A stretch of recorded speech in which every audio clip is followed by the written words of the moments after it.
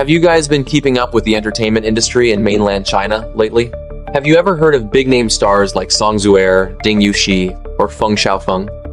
If you're into Chinese dramas, you've definitely seen their faces, and these names probably ring a major bell. But brace yourselves, because starting July 10th of this year, those familiar names you're so used to hearing are suddenly going to vanish from your screens all at the exact same time. Hold on, don't panic just yet. It's not like they're all retiring en masse or getting caught up in another massive tax evasion scandal. The real issue is that the Chinese Communist Party authorities just dropped a brand new regulation. This new mandate released by the CCP requires every single celebrity in the entertainment industry to completely wipe out their stage names and strictly use their legal birth names across the board. Today, we're going to dive deep into this absurd renaming wave sweeping through the entertainment world and uncover what's actually going on behind the scenes.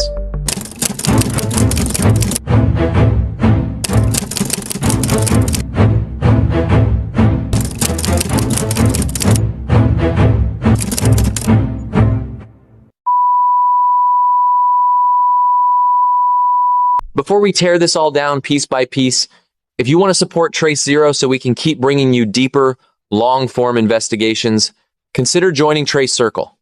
You'll get exclusive stickers featuring my face to use in the live chats and comment sections. I'll see you there. Hey Tracers, Sean here. Before we jump into today's topic, I just want to say a massive thank you to everyone who's constantly blowing up the comment section and supporting Trace Zero.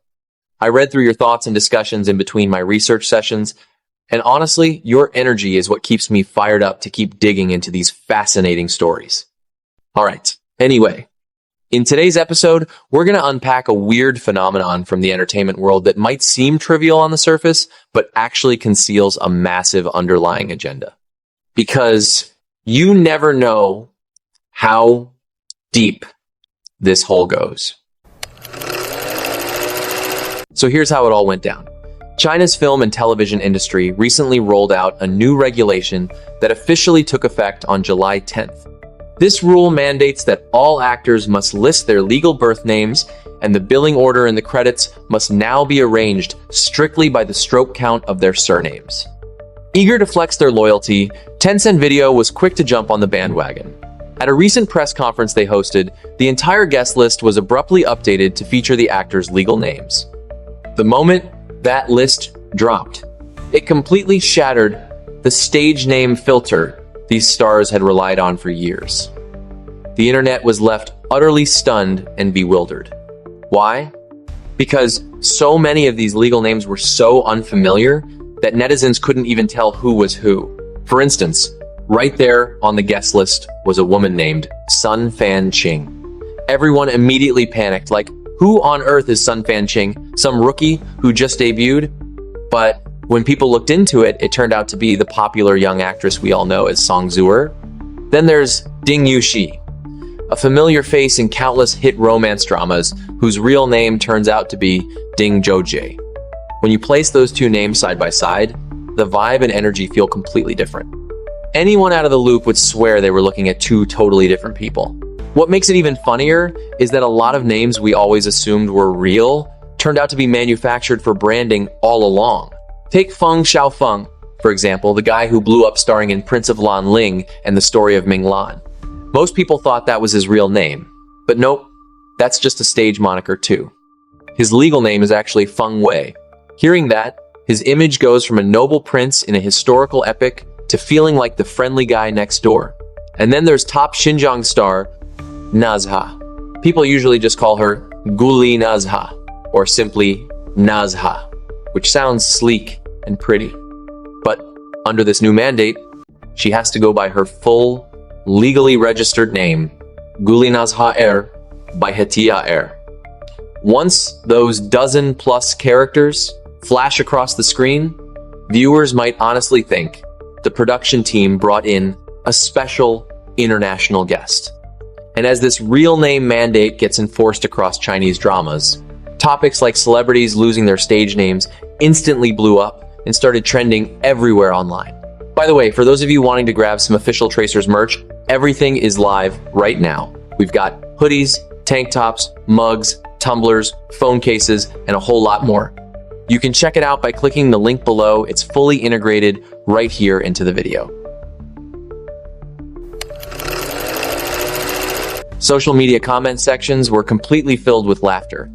But beyond the memes and jokes, let's take a serious look at what this new rule actually entails. This official directive was jointly issued by 3 regulatory bodies with mouthfuls for names: the China Television Drama Production Industry Association, the China Netcasting Services Association, and the Actors Committee of the China Federation of Radio and Television Social Organizations. The notice, officially titled Notice on Standardizing the Billing Credits of Actors in Television Series, boils down to 2 core points. First, actors are required to use their legal birth names for billing credits in a standardized format. Legal name.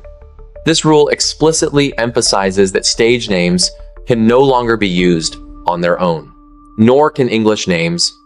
Second, the order of billing credits will no longer be determined by billing order or popularity levels, where fanway, or credit placement, used to be dictated by web traffic, stardom status, or paycheck size to determine whose name gets top billing.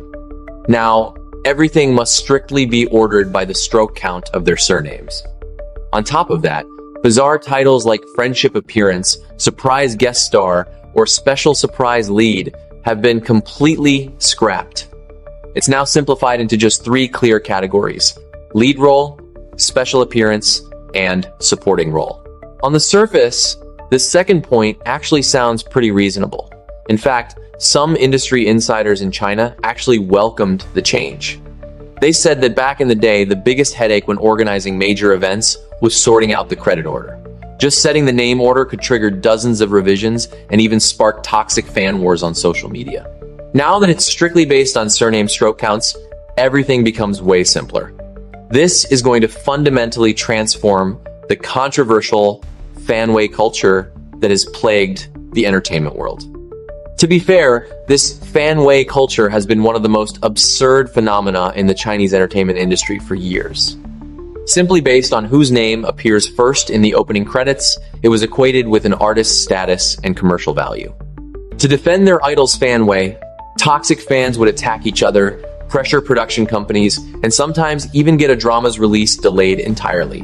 When in reality, when it comes to a drama, audiences can judge for themselves who actually delivered a great performance. There's really no need to fight for the spotlight over the credit screen order. But the CCP is now enforcing this as a blanket rule across the board.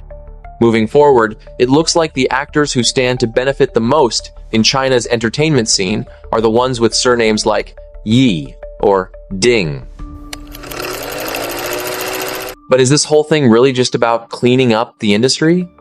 If it were simply to settle credit order disputes, they could have just sorted the stroke count using their stage names and called it a day. Why force everyone to use their legal registered names? That's precisely what makes people suspicious about the real motives behind it. On the surface, this new policy forcing actors to use their real names might look like a crackdown on entertainment decadence. But underneath, it's actually a carefully orchestrated form of mental conditioning.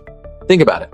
When was the last time CCP control over the entertainment industry actually loosened up in recent years? Back in 2021, the CCP launched a massive campaign to clean up fandom culture, fiercely denouncing idol worship, fan support ops, and view count obsession. That same year, major scandals involving top-tier stars like Fan Bingbing, Zhang, and Chris Wu exploded one after another. A string of top celebrities fell from grace overnight. Some got banned, some were arrested and jailed, while others were forced into long-term exile abroad. Moving into 2021 and 2022, authorities ramped up attacks against what they dubbed sissy, or effeminate male aesthetics, enforcing follow-up rules that mandated male actors to present a masculine, manly image on screen. And now, another rule has been added to the stack. Celebrities must passively hand over their very own stage names. Every time the Chinese Communist Party carries out these repeated purges in the entertainment industry, they always hide behind excuses that sound seemingly reasonable. But when you connect the dots across all these events, their true fears and intentions become crystal clear. They want to drag every influential figure in the entertainment sphere directly under the party's strict oversight. The goal is simple: to make sure these artists have zero room to build an independent public image or identity that exists beyond the party's reach. On top of exerting immense political pressure, this new policy is causing utter chaos in practice. Plenty of celebrities have used their stage names for decades, and those names are deeply tied to their public brand. Forcing them back to their legal names overnight is bound to leave the general public utterly confused in the short term. Just picture yourself as an average viewer. For instance, if you look at the lead cast list and see the name An Feng, would you instantly realize that means Liu Yifei? Or if you see the name Sun Fan Qing, would you know right away that it's actually Song Zuer? But the far more tangible business problem is everything from fan accounts on social media, brand partnerships and endorsements, all the way to search engine algorithms and keywords across platforms. It's all deeply tied to the star's stage name. Once everyone is forced back to their birth names, search traffic metrics will plummet and brand contracts will spiral into absolute chaos. Facing this absurd reality, the sarcasm coming from Chinese netizens has been razor sharp. One netizen hilariously quipped, saying, "Seriously, this is a country where you don't even have the freedom to use a stage name." Another hit the nail on the head, writing, "Since the unwritten rule here bans talking about politics, people discuss entertainment instead, which is why entertainment keeps getting regulated more and more." One netizen even boldly threw direct shade at top leadership, saying, "You want to control everything, Steam Bun? Why don't you make your own kids use their real names too?" A person's name is the core of their identity. Having a stage name represents someone's right to choose the public persona they want to present to the world. It's a fundamental form of freedom and self-expression. In Taiwan, or any democracy around the world, whether an artist chooses to use a stage name or their legal name is entirely up to them. No government agency is ever going to issue a random directive declaring, effective as of such and such date, you are required to use your birth name again. Think about it, if even the most basic right to use a stage name can be stripped away in a country, how can anyone expect to have any other freedoms? What do you guys think, Tracers? Is this mandatory return to legal names strictly about cleaning up the entertainment industry, or is it another step toward total government control over the public sphere? Let me know your thoughts in the comments below. And if you want to support Trace Zero so we can keep diving into analyses like this, don't forget to hit like, share, and make sure you're subscribed. Every bit of support means the world to keeping this channel going. And as always, if you're still watching this, maybe you're looking for the same thing I am.